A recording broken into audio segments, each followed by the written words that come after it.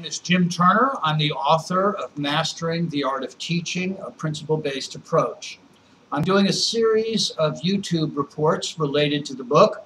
Of course, my hope is that you'll purchase the book on Amazon. You have the choice of a print edition or a Kindle edition. But I'd also welcome any comments you may have on these reports. It's very important to share ideas about teaching.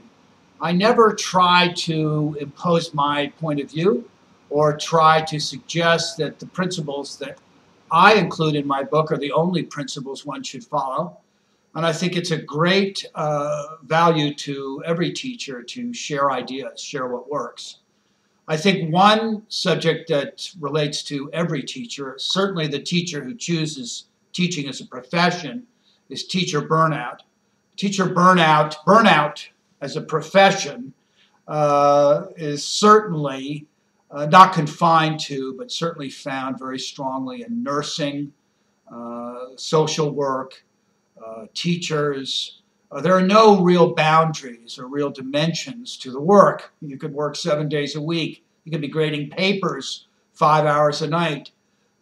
School activities, extracurricular activities, you could be working a 10, 11, 12-hour day. Get home and grade papers, and you might last 10 years doing that. It is not a profession that you can take lightly in terms of your health. If you want to teach for any length of time, beyond 10 years, 15, 20, 25, 30, the kind of career, say, that might generate a pension you could live on in your older years, you need to take care of your health. And the most important thing is to understand that teaching is stressful. The buildings are stressful. There is stress in the building. There are people who are feeling stressful, and often that can be contagious. When you're tired, you're more subject to stress.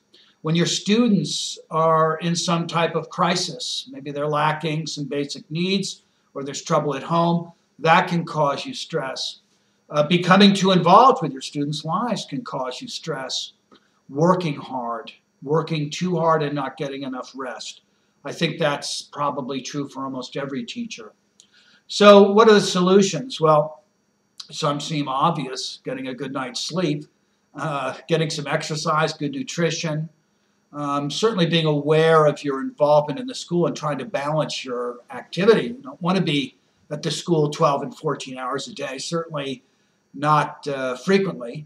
You want to have a balance of activity that brings you, say, into a gym, exercising, maybe be a part of some type of community theater, say, or some type of hobby that you have, photography, things that balance out your activity that have nothing to do with teaching, and you don't take busman's holidays. I think the worst thing, I shudder when I hear of teachers who teach summer school and then go back to teach a regular academic schedule. Now, I practice transcendental meditation. I started transcendental meditation in 1974. I had it through college. Didn't meditate every day in college, but I had it through college, and then I started teaching in 1979 and became a regular meditator in 1981. So for roughly 27 years, I meditated every day. I found it extraordinarily helpful, not just to release stress and get that extra rest, but to, in a way, fill the cup. Is the cup half empty? Is it half full? Whatever you're running on, you absolutely do not want to run on empty.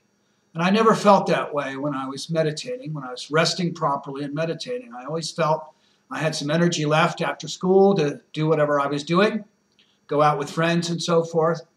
And I always felt that with the children, you know, I had a certain amount of emotional resilience. Children can be extraordinarily draining to be around. They have seem to have infinite reservoirs of energy. You have to be aware you're not their age, you're 30, 40 years older, and you have to be careful. So TM was wonderful in that respect.